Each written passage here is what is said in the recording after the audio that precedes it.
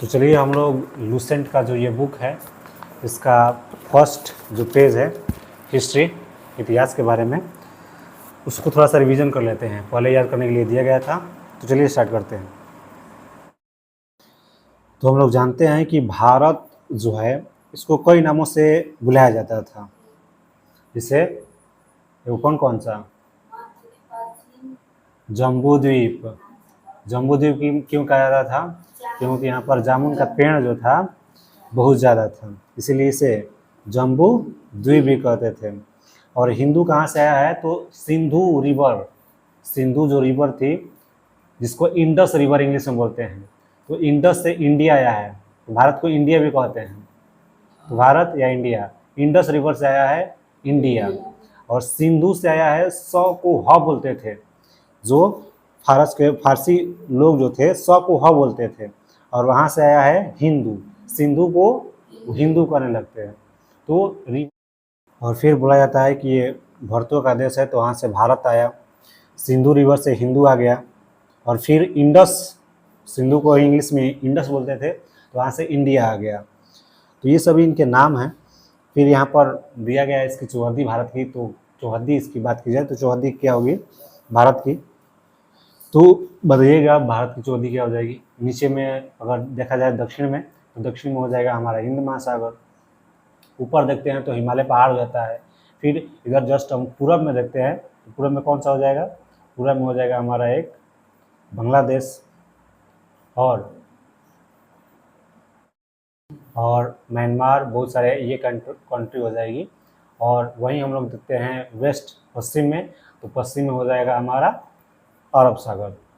ठीक है, तो ये एक मैप होता है हमारा इंडिया की। और आप लोग जानते ही होंगे कि नीचे वाले को दक्षिण बोलते हैं, ऊपर वाले को उत्तर बोला जाता है। इधर ईस्ट बोलते हैं, और फिर जो दाएं तरफ होता है उसको ईस्ट बोलते हैं, जो लेफ्ट साइड होता है उसको वेस्ट बोलते हैं। फिर इसके बाद हम लोग वेद के बारे में पढ़े थे। तो वेद को भारत में कितने भागों में बांटा गया है? तो वेद को भारत में 4 भागों में बांटा गया है। और वेद लिखा कौन था? तो वेद जो बोला जाता है, वेद अपुरुष है, मतलब वेद को किसी पुरुष ने नहीं लिखा है। बोला जाता है कि ये अपुरुष है, मतलब इसको भगवान ने लिखा है। और बोला जाता है कि वेद जो है उसको संकलन जो है, मतलब एक जगह जुटाए थे। कौन जुटाए थे? महर्षि वेद व्यास। ठीक है, कृष्ण द्वैपायन वेद व्यास, ठीक ना। तो ये जो थे सभी वेद लिखा हुआ था, इसको संकलित करने का काम ये किए थे। तो बोला जाता है कि भारत में जो वेद है उससे जो टाइप है 4 टाइप के हैं। कौन कौन? ऋग्वेद, यजुर्वेद, सामवेद, अथर्ववेद। वहीं बोला जाएगा कि सबसे पुराना वेद कौन सा है? तो सबसे पुराना वेद हमारा हो जाएगा ऋग्वेद। सबसे पुराना वेद ऋग्वेद। तो सबसे पुराना वेद हमारा हो जाएगा ऋग्वेद। ऋग्वेद में बोलेगा कि मंडल कितने हैं? ऋग्वेद में मंडल की संख्या है हमारा 10। ऋग्वेद में मंडल की संख्या हमारा 10 है। वहीं अगर बात की जाए कि ऋग्वेद में सूक्त की संख्या कितनी है, तो 10 और 28 ऐड कर देना है। तो 10 28 1028, सूक्त की संख्या हो जाएगी 1028। वहीं बोलेगा कि ऋचा की संख्या कितनी है, तो 10 462, या कहीं कहीं इससे ज्यादा भी दे देता है। ठीक ना, तो एग्जैक्टली ये नंबर नहीं पूछेगा। तो 10 462 ऋचाओं की संख्या हो जाएगी हमारी ऋग्वेद में। वहीं बोला जाएगा कि गायत्री मंत्र का उल्लेख किस वेद में किया गया है? तो गायत्री मंत्र का उल्लेख किस वेद में किया गया है? ऋग्वेद में। पहले वेद पूछा जा रहा है ना, ऋग्वेद में किया गया है। गायत्री मंत्र का उल्लेख किस वेद में किया गया है? ऋग्वेद में किया गया है। अब बोलेगा कि ऋग्वेद के किस मंडल में किया गया है गायत्री मंत्र का उल्लेख? तो बताना है तीसरा। फिर पूछ देगा गायत्री मंत्र जो है किस देवता से संबंधित है? तब बताना है, थप्पड़ मारा वो भी है, तब बताना है सूर्य देवता। गायत्री मंत्र किससे संबंधित है? सूर्य देवता। ओम भूर्भुवः स्वः जो होता है, तो गायत्री मंत्र किससे संबंधित है? सूर्य देवता से।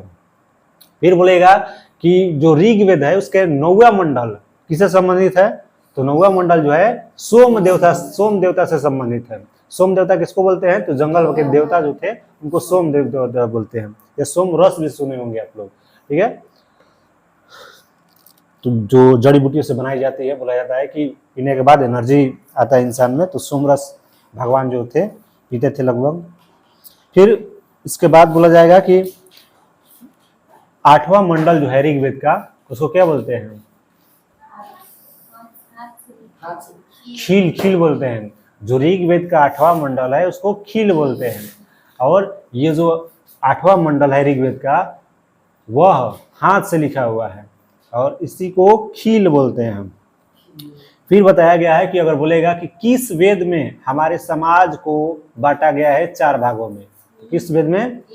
ऋग्वेद में ही। ऋग्वेद में ही हमारे समाज को कितने भागों में बांटा गया है? 4 भागों में। कौन कौन सा? ब्राह्मण, क्षत्रिय, वैश्य और शूद्र। फिर बोला गया है कि ब्रह्मा जी के मुख से कौन उत्पन्न हुए हैं? ब्राह्मण। और फिर बोला जाएगा कि इनकी भुजाओं से कौन उत्पन्न हुआ है? क्षत्रिय। और फिर बोला जाएगा कि इनकी जांघों से कौन उत्पन्न हुआ है? वैश्य। और इनकी पैरों से, पैरों के अंगूठे से नीचे से शूद्र। ये बोला गया है, ऋग्वेद में बोला गया है, ठीक ना। लेकिन उस समय ये जाति व्यवस्था जो थी कर्म के आधार पर थी। मतलब जो ज्यादा इंटेलिजेंट था उसको ब्राह्मण बोला जाता था, जो ज्यादा तलवारबाजी करने में ज्यादा एक्टिव था, लड़ाई करने वाला, तो उसको क्षत्रिय बोला जाता था। जो व्यापार करने में ज्यादा एक्टिव था उसको वैश्य बोला गया। और जो अधिकतर छोटे छोटे काम जो थे ज्यादा करते थे उसको शूद्र बोला गया। तो ये जो था कर्म के आधार पर बांटा गया था, जन्म के आधार पर बांटा गया, ऋग्वेद में नहीं था। ठीक है, तो ये ऋग्वेद था। ऋग्वेद में, यहाँ पर ऋग्वेद में ही बोला जाएगा कि ऋग्वेद में अघन्य शब्द का एक प्रयोग किया गया है। अधन्य, अधन्य, ठीक ना। ऋग्वेद में जो अधन्य शब्द का प्रयोग किया गया है वह किससे संबंधित है? तो गाय से। किससे संबंधित है? गाय से। फिर बोला जाएगा कि वामन अवतार की चर्चा, वामन अवतार बतले रही काल, विष्णु जी के वामन अवतार। तो विष्णु लीला जब देखोगे आप तो विष्णु जी जो थे एक वामना का अवतार लेकर जमीन पर आते हैं और राजा से मांगते हैं 3 पैर जमीन, कि मुझे 3 पैर जमीन दो। तो देख के हंसने लगता है, इतना तो छोटा है या 3 पैर जमीन मांग रहा है, और वो भी मैं नहीं दे पाऊंगा। और बोल रहा है कि तुमसे नहीं हो पाएगा, मुझे सिर्फ 3 पैर जमीन देना है। तो बोला चलिए ले लीजिए 3 पैर। तो फिर जब बोल देता है तब ये धीरे धीरे अपनी आकार जो है बढ़ाने लगते हैं और बहुत ज़्यादा बड़ा आकार बना लेते हैं। और पहला पैर में ही पूरा पृथ्वी समाप्त कर देते हैं, दूसरा पैर में पूरा आसमान, और तीसरा पैर बोलते हैं कहाँ रखा जाए? तो बोलता है मेरे सर पर रख दीजिए। तो इसका उल्लेख जो है किस मंडल में, किस वेद में किया गया है? ऋग्वेद में किया गया है। इसका उल्लेख जो है ऋग्वेद में किया गया है। वहीं बोला जाएगा कि ऋग्वेद में इंद्र के लिए कितने ऋचा लिखा गया है, मतलब श्लोक? तो इंद्र के लिए 250 और अग्नि के लिए 200। तो अग्नि के लिए 200 और इंद्र के लिए 250 ऋचाओं का ऋचा लिखा गया है किसमें? ऋग्वेद में। तो ये पूरा हमारा ऋग्वेद जो है समाप्त होता है। चलिए नेक्स्ट देखिए, ऋग्वेद के बाद आता है हमारा यजुर्वेद। और यजुर्वेद यजु, यहाँ पर यज्ञ से संबंधित यजु है, तो यहाँ पर य ग लिखना है, यज्ञ, यज्ञ। तो यजुर्वेद किससे संबंधित है? यज्ञ। यज्ञ के जितने भी नियम होते हैं, विधि विधान होते हैं, उसका उल्लेख जो है किस वेद में किया गया है? यजुर्वेद में। ठीक है, जितने भी पाठ हैं, मंत्र है, और बलि कैसे दिया जाएगा, किसी इंसान को बलि दिया जाता है ना, उस पहले दिया जाता था, तो इसकी चर्चा भी किसमें किया गया है? यजुर्वेद में। ठीक है, तो इसके जो पाठकर्ता होते हैं, मतलब जो यजुर्वेद को पढ़ते हैं, उनको अर्धवर्यु बोलते हैं। आधा ध वायु अध्यय। ठीक है, तो इसमें बलिदान विधि की चर्चा किया गया है। किस वेद में बलिदान विधि की चर्चा किया गया है? यजुर्वेद। यज्ञ के नियमों की, जो यज्ञ के नियम है, उसकी चर्चा कहाँ पर किया गया है? यजुर्वेद में। यह एक ऐसा वेद है जिसमें गद्य एवं पद दोनों हैं, मतलब कहानी और कविता दोनों हैं। फिर नेक्स्ट आता है हमारा सामवेद, और बताया गया था कल साम का अर्थ क्या होता है। साम का अर्थ होता है सांझना, साम का अर्थ होता है गायन, संगीत। तो सामवेद किससे संबंधित है? संगीत से संबंधित है। और इसके जो पाठकर्ता होते हैं, मतलब जो इसको पढ़ते हैं, उसको उद्रातु बोलते हैं, उद्रातु। ठीक है, और इसका संकलन ऋग्वेद पर आधारित है। इसका संकलन जो है ऋग्वेद पर आधारित है। सामवेद के संकलन किया गया है ऋग्वेद के आधार पर, और बोला गया है कि इसमें सूक्त की संख्या कितनी है, तो 1810 इसमें क्या है, सूक्त है, जो किससे लिए गए हैं, ऋग्वेद से लिया गया है। और भारतीय संगीत का जनक पूछा जाएगा कि भारतीय संगीत का जनक किस वेद को कहा जाएगा, तो भारतीय संगीत का जनक जो है किस वेद को, सामवेद को कहा जाएगा। ठीक है, फिर लास्ट हमारा आता है अथर्ववेद। सबसे हमारा अंतिम में जो वेद बना था अथर्ववेद, सबसे पुराना ऋग्वेद। तो अथर्ववेद में है, किसके बारे में चर्चा है, कल बताया गया था। तो हाँ, अथर्ववेद जो है इसमें चर्चा किया गया है जादू टोना, वशीकरण, ठीक है, इसके बारे में चर्चा किया गया है। गृह निर्माण हो गया, कृषि की उन्नति कैसे की जाएगी, व्यापारिक मार्गों का खोज, रोग निवारण, औषधि बनाया कैसे जाएगा, समन्वय, विवाह, ठीक है, इस राजभक्ति, राजा का चुनाव, वशीकरण हो गया, प्रायश्चित कि मुर्गा मार देवो तो बाद में तहरों को मुर्गा मार दी, ये सब प्रायश्चित होता है। या प्रायश्चित का मतलब होता है पछतावा किसी काम को लेकर, ठीक ना। तो इस सब की चर्चा जो है किस वेद में, अथर्ववेद में। अधिकतर याद रखिएगा जादू टोना, वशीकरण और औषधि, इन तीनों का वर्णन जो है किस वेद में किया गया है, अथर्ववेद में। अथर्ववेद में परीक्षित के कुरुओं का राजा कहा गया है। अथर्ववेद में परीक्षित को कुरुओं का राजा कहा गया है तथा कुरु देश की समृद्धि का अच्छा चित्रण मिलता है। एक क्वेश्चन जो है बार बार पूछता है कि अथर्ववेद में बोला गया है इसमें साभा एवं समिति प्रजापति की 2 पुत्रियां हैं। इसमें साभा और समिति प्रजापति की 2 पुत्रियां हैं। किस वेद में कहा गया है, अथर्ववेद में। अथर्ववेद में कहा गया है साभा और समिति जो है किसकी, साभा और समिति जो है प्रजापति की 2 पुत्रियां है। अथर्ववेद में कहा गया है, बार बार पूछता है। वेदों की बहुत सारी शाखाएं हैं, जिसे वेद हम कंप्लीट अच्छी तरीके से नहीं पढ़ सकते हैं, नहीं समझ सकते हैं।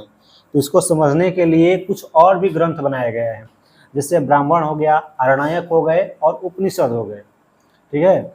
तो यहाँ पर देखिए, और इसके ऋग्वेद में बात की जाए कि ऋग्वेद के ब्राह्मण ग्रंथ कौन कौन से हैं, तो ऋग्वेद के ब्राह्मण ग्रंथ हो जाएंगे ऐतरेय एवं कौशिकी। इसको आसान बनाने के लिए, ऋग्वेद को समझने के लिए ब्राह्मण ग्रंथ बनाए गए हैं। ब्राह्मण यहाँ पर जाति नहीं, ब्राह्मण ग्रंथ, ठीक ना, बुक। तो ब्राह्मण ग्रंथ बनाए गए हैं। तो ऋग्वेद के ब्राह्मण ग्रंथ कौन कौन से है, तो ऐतरेय एवं कौशिकी। यजुर्वेद का कौन सा हो जाएगा, तैत्तिरेय एवं शतपथ।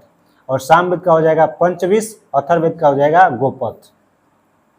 ये जो है ब्राह्मण ग्रंथ पूछेगा कि ऋग्वेद के ब्राह्मण ग्रंथ ऐतरेय एवं कौशिकी, यजुर्वेद का तैत्तिरेय एवं शतपथ, सामवेद का पंचविश, अथर्ववेद का गोपथ, ठीक है। संहिता के पश्चात ब्राह्मण, आरण्यक तथा उपनिषदों का स्थान है। तो देखिए, ब्राह्मण ग्रंथों से हमें परीक्षित के बाद बिंबिसार, जो हर्यक वंश आगे पढ़ना है, उसके संस्थापक था बिंबिसार, उसके बारे में चर्चा किया गया है। ब्राह्मण ग्रंथों के परीक्षित के बाद ये ब्राह्मण ग्रंथों में चर्चा किया गया है बिंबिसार की।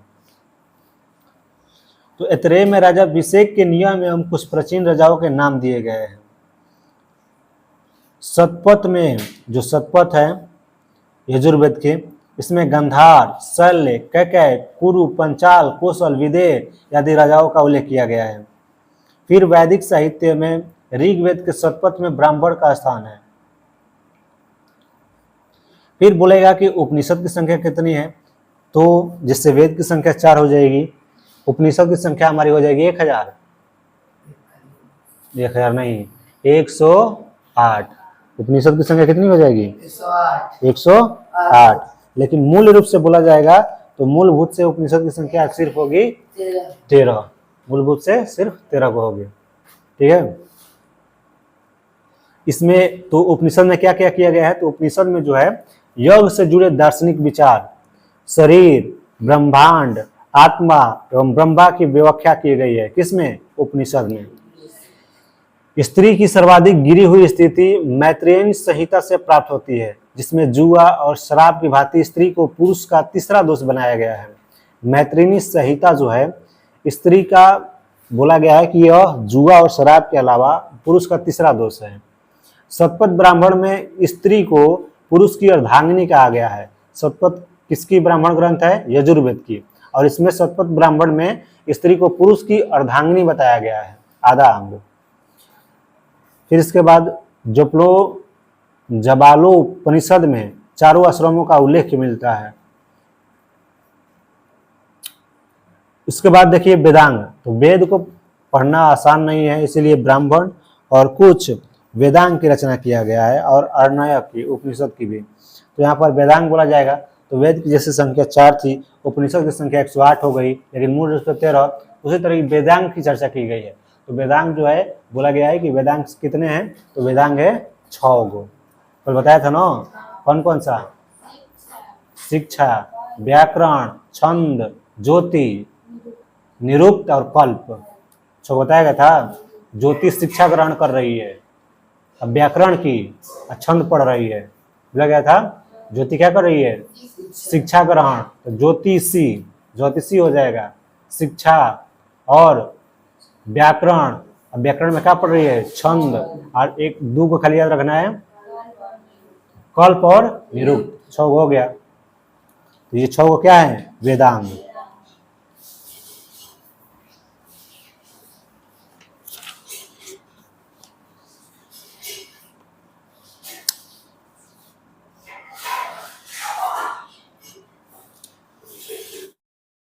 तो चलिए पुराण के बारे में देखते हैं।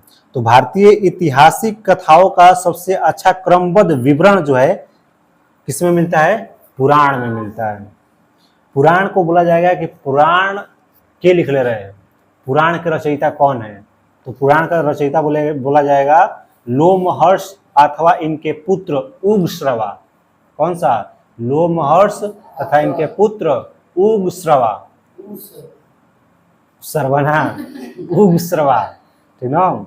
पुराण के रचयिता कौन कौन से हैं? लोमहर्ष और इनके पुत्र जो है उग्रश्रवा। ये पुराण है, किसमें इसकी चर्चा, पुराण में किसकी चर्चा मिलती है? तो ऐतिहासिक कथाओं का क्रमबद्ध तरीकों से यहाँ पर पुराण में चर्चा मिलती है। पुराण की संख्या बोलेगा कि पुराण की संख्या कितनी है? 18। पुराण की संख्या कितनी हो जाएगी? 18, जिनमें से केवल 5 मत्स्य, वायु, विष्णु, ब्राह्मण एवं भागवत में ही राजाओं की वंशावली पाई जाती है। 5 इंपोर्टेंट यहाँ पर दिया गया है। 18 पुराण है, लेकिन 5 इंपोर्टेंट यहाँ पर दिया गया है। मत्स्य, वायु, विष्णु, ब्राह्मण एवं भागवत। ठीक है। पुराणों में मत्स्य पुराण सबसे प्राचीन एवं प्रामाणिक माना गया है। पुराणों में सबसे प्राचीन कौन है? मत्स्य पुराण। विष्णु जी का मछली अवतार, मत्स्य पुराण उसको बोला गया है। वहीं बोला जाएगा कि वेद में सबसे पुराना वेद ऋग्वेद बोला जाएगा। पुराण में सबसे पुराना पुराण मत्स्य पुराण। अधिकतर जो पुराण हैं वह सरल संस्कृत श्लोक में लिखे गए हैं। किसमें लिखे गए हैं? सरल संस्कृत श्लोक में।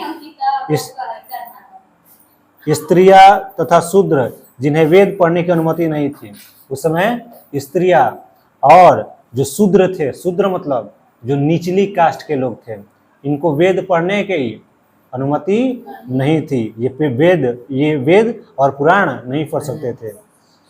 वो भी पुराण सुन सकते थे। जो बोला गया है कि वेद पढ़ने की अनुमति नहीं थी, मतलब वो लोग वेद नहीं पढ़ सकते थे। कौन कौन? स्त्रियां और शूद्र लोग, निचली कास्ट के लोग, ठीक ना। उनको वेद पढ़ने का अनुमति नहीं था, लेकिन वे लोग भी पुराण को सुन सकते थे। किसको सुन सकते थे? पुराण को।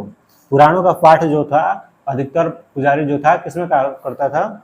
मंदिरों में, ठीक ना। बोला जाता है कि धर्म ग्रंथ जितने भी थे उस समय शूद्रों को पढ़ने का अधिकार नहीं था। अगर सुन भी लेते थे तो बोला जाता था कि शीशा पिघला के कानों में डाल दिया जाता था उनको, छोटी कास्ट के लोगों को, शूद्र लोगों को।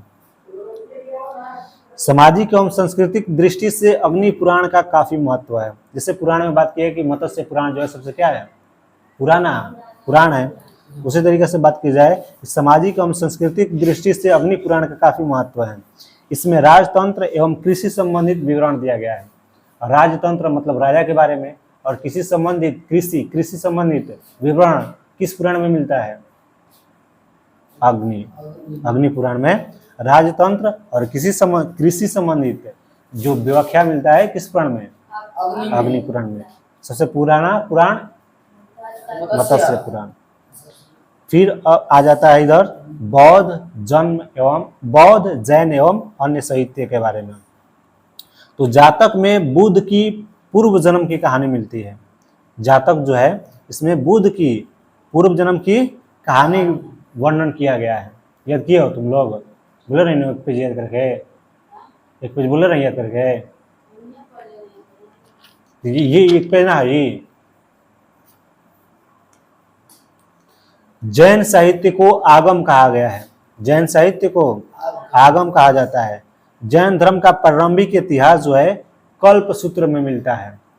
जैन साहित्य का प्रारंभिक इतिहास किसमें मिलता है? कल्प सूत्र में।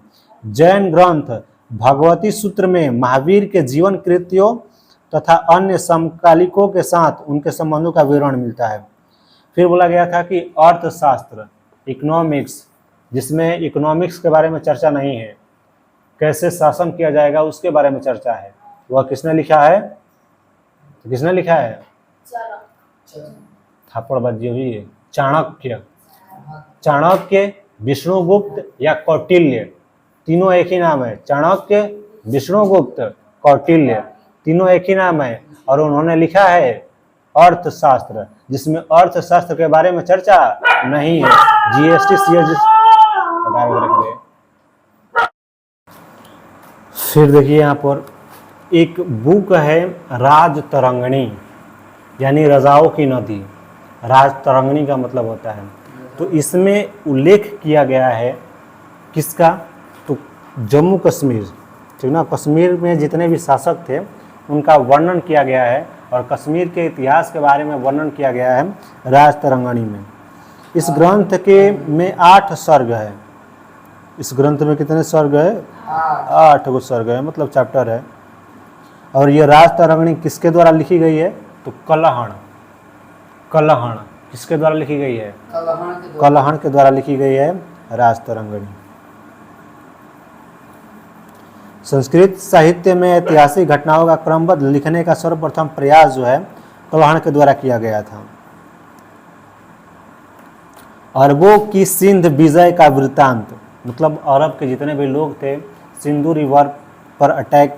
रिवर के इधर अटैक करके और विजय प्राप्त किए थे, तो उनका उल्लेख जो है किसमें किया गया है? चचनामा। अरबों की सिंध विजय का वृत्तांत किसमें वर्णन किया गया है? कहाँ पर वर्णन किया गया है? चचनामा। इसके लेखक कौन थे? अली अहमद। फिर बोला जाएगा अष्टाध्यायी, संस्कृत भाषा व्याकरण की प्रथम पुस्तक। संस्कृत भाषा व्याकरण की प्रथम पुस्तक कौन थी? अष्टाध्यायी। और अष्टाध्यायी को पूछेगा कि लेखक कौन थे? तो पणिनि। अष्टाध्यायी के लेखक पणिनि। इससे मौर्य के पहले का इतिहास तथा मौर्य युगीन राजनीतिक अव्यवस्था की जानकारी प्राप्त होती है। अष्टाध्यायी में पहली बार लिपि शब्द का प्रयोग हुआ है। अष्टाध्यायी में किसका उल्लेख किया गया है? लिपि का, लिपि शब्द का। कात्यायन की गार्गी संहिता एक ज्योतिष ग्रंथ है। कात्यायन की गार्गी संहिता एक ज्योतिष ग्रंथ है। फिर भी इसमें भारत पर होने वाले जो यवन आक्रमण थे उनका उल्लेख मिलता है। पतंजलि पुष्यमित्र शुंग के पुरोहित थे, और इनके महाभाष्य से शुंगों के इतिहास के बारे में पता चलता है। चलिए, विदेशी यात्री जितने भी भारत में आए थे और विदेश से मतलब चीन से, यूनान से, फारस से, ये सभी भारत में आए थे और भारत में आकर बुक लिखे थे, जिसके बारे में हमारे भारत के इतिहास के बारे में कुछ पता चलता है इससे। जैसे अभी जो लोग हैं, कोई भी अपनी याद को संजोने के लिए ब्लॉग बनाने लगते हैं। हेलो गाइस, देखिए यहाँ पर आ गए हैं, बनाते हैं ना। बिल्कुल उसी तरह जो विदेशों से आते थे भारत में, वो ब्लॉग, उस समय तो टेक्नोलॉजी नहीं था, तो अपना ब्लॉग बनाने के लिए यूज करते थे पेन का। और उस समय पेन भी नहीं था, तो पेन टाइप के कुछ यूज़ करते थे, जैसे मोर का पंख हो गया या कोई पेड़ का टुकड़ा हो गया छोटा सा, उसको और कलर में डाल के लिखते थे। तो ऐसे बुक लिखते थे। तो कुछ विदेशी जो है कुछ बुक लिखे हैं, उसके बारे में चर्चा इसमें किया गया है। तो विदेशी यात्रियों से मिलने वाले प्रमुख जानकारी कौन कौन सी है, तो यूनानी रोमन लेखक के बारे में यहाँ पर पहली बार में जानकारी दिया गया है। टेसियस एक था, तो ये था ईरान का एक राजवैद्य था।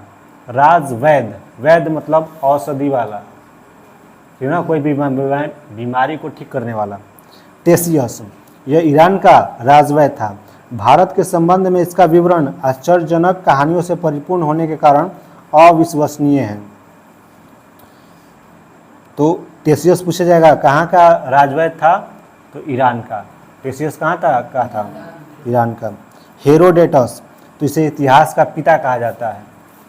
हेरोडोटस को क्या बोला जाता है? इतिहास के पिता कौन थे? बोला जाता है हेरोडोटस को। इसने अपनी पुस्तक हिस्टोरिका, हेरोडोटस की बुक की नाम क्या थी? हिस्टोरिका। 5वीं शताब्दी ईसा पूर्व में भारत फारस, ठीक ना, भारत फारस अभी ईरान को बोला जाता है। तो भारत और फारस यानी ईरान के संबंध का वर्णन किया है, परंतु इसका विवरण भी अनुसूत्रीय अफवाहों पर आधारित है। हेरोडोटस ने भी जो बुक लिखा है हिस्टोरिका, वह भी बोला जाता है कि अफवाहों पर, कहानियों पर ये संबंधित है। फिर सिकंदर के साथ आने वाला कौन कौन था लेखक, तो कोई भी राजा जो था कहीं पर भी चलता था तो अपना, पहले अभी आजकल कैमरा लेकर चलता है लोग ब्लॉग बनाने के लिए, अपनी यादों को समझाने के लिए। उस समय राजा जो था जाता था अपनी यादों को बताने के लिए कि हमारी पुरानी पीढ़ियाँ जो होगी हमें कैसी देखेगी कि कहाँ कहाँ गए थे हम, तो उसकी जानकारी के लिए कुछ लेखक लेके चलते थे अपने पास। उस लेखक में सिकंदर के साथ आने वाला लेखक कौन कौन सा? निर्याकस, राकस सुने हो ना, तो निर्याकस,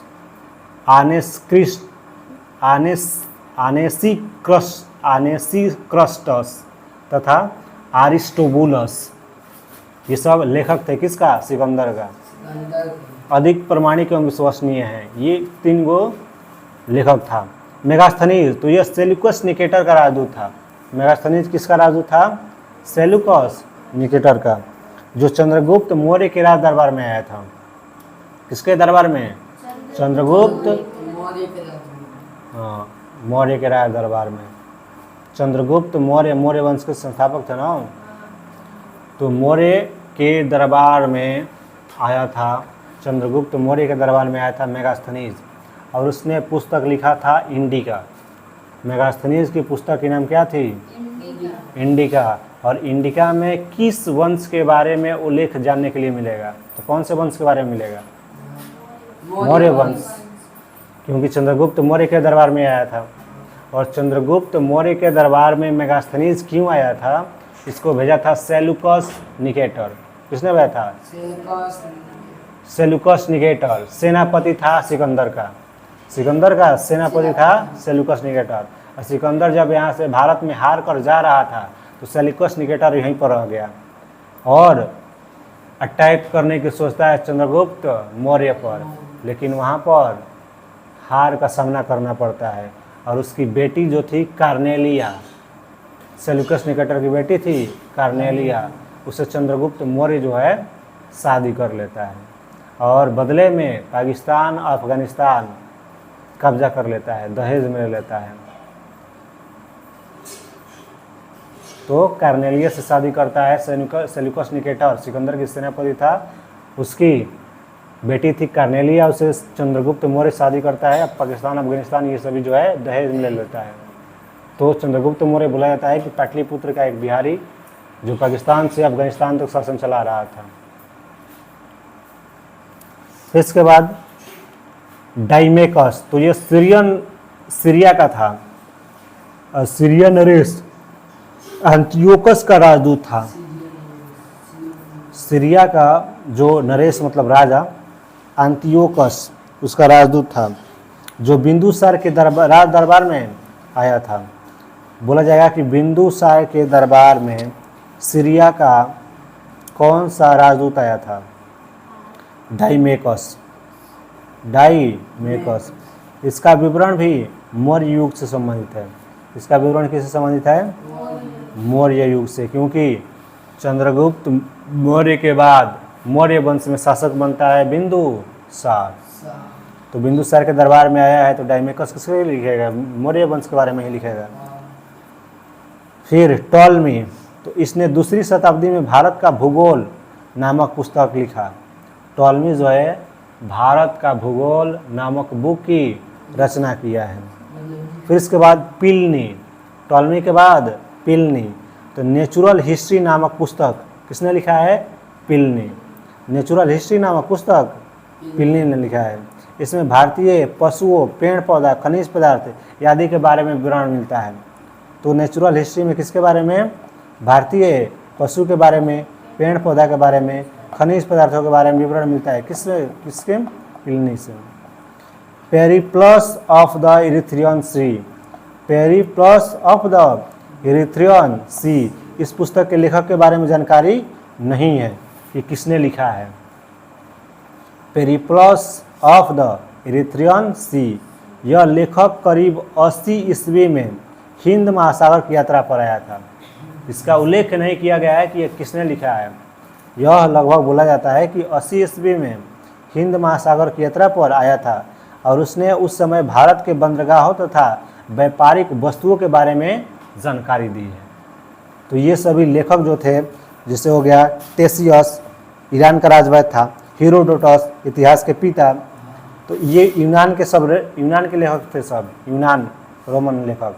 फिर इसके बाद सिकंदर के साथ 3 को बताया गया था, निरियाकस, आनेसिक्राटस और अरिस्टिबुलस। फिर मेगास्थनीज जो था इंडिका बुक लिखा था।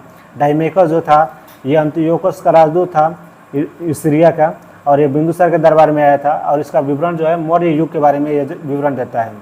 फिर इसके बाद डायनोसियस, तो ये मिस्र का नरेश। टॉलमी फिलाडेल्फस का राजदूत था जो अशोक के दरबार में आया था। अशोक के दरबार में कौन आया था? डायनोसियस।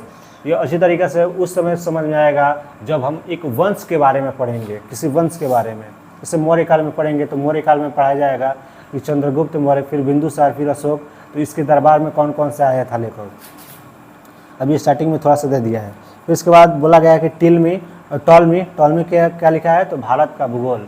टॉलमी किस बुक की रचना किया है? तो भारत का भूगोल।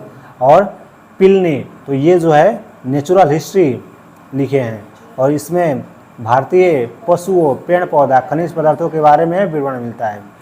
फिर इसके बाद 9 नंबर, तो पेरिप्लस ऑफ द इरिथ्रियन सी, इसके लेखक कौन है?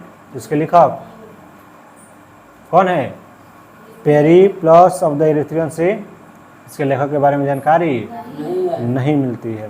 बोला गया है कि 80 ईस्वी में हिंद महासागर की जब यात्रा पर आया होगा तो लिखा होगा भारत के बंदरगाहों के बारे में, भारत के व्यापारों के बारे में।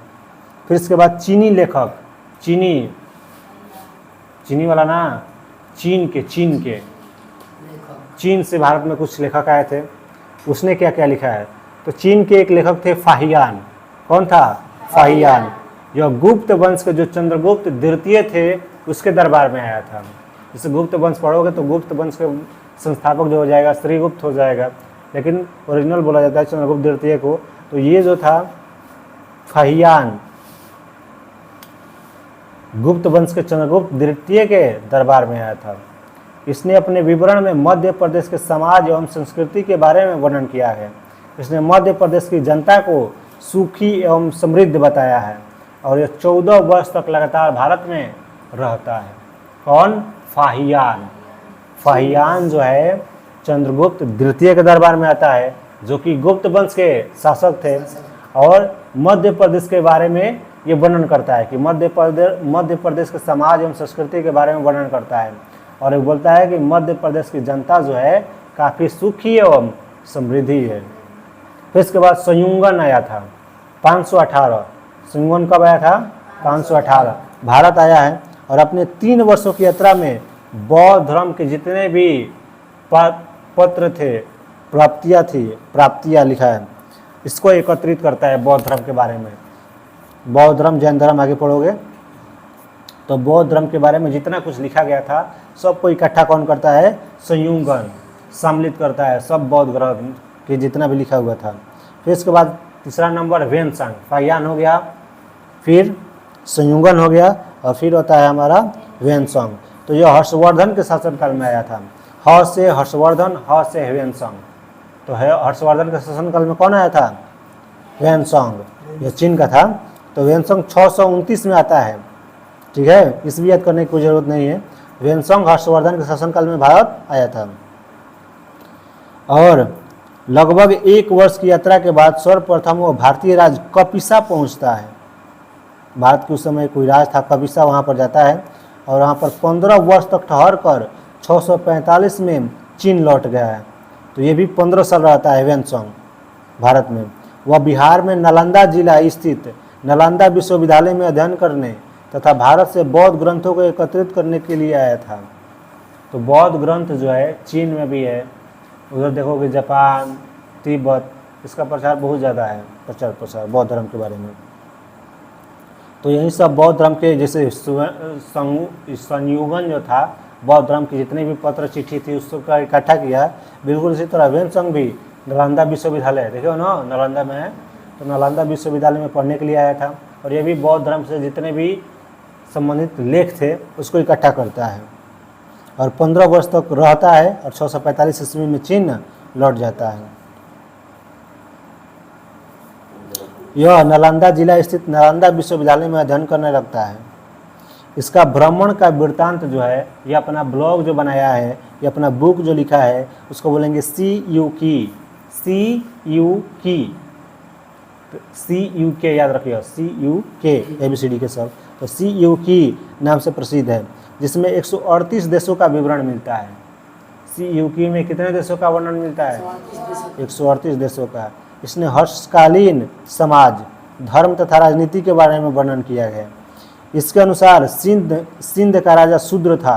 वेनसंग ने बुद्ध की प्रतिमा के साथ साथ सूर्य एवं शिव की प्रतिमा का भी पूजन करता है, क्योंकि लोगों को देखता है कि ये लोग पूजा कर रहे हैं, तो इसने बौद्ध धर्म की प्रतिमा को तो पूजा करता ही था, उसके बाद सूर्य और शिव की प्रतिमा का भी पूजन स्टार्ट कर देता है। वेनसंग के अध्ययन के समय नालंदा विश्वविद्यालय के कुलपति जो थे शीलभद्र थे और यह विश्वविद्यालय जो था बौद्ध दर्शन के लिए प्रसिद्ध था, नालंदा विश्वविद्यालय। फिर लास्ट हमारा ईत्सिंग। तो ईत्सिंग जो होता है 7वीं शताब्दी के अंत में भारत आता है और इसने अपने विवरण में नालंदा विश्वविद्यालय, विक्रमशिला विश्वविद्यालय तथा अपने समय में भारत का वर्णन किया है। तो ईत्सिंग जो है नालंदा विश्वविद्यालय और विक्रमशिला विश्वविद्यालय, जो कि भागलपुर में है विक्रमशिला विश्वविद्यालय, तो इसके बारे में वर्णन करता है ईत्सिंग।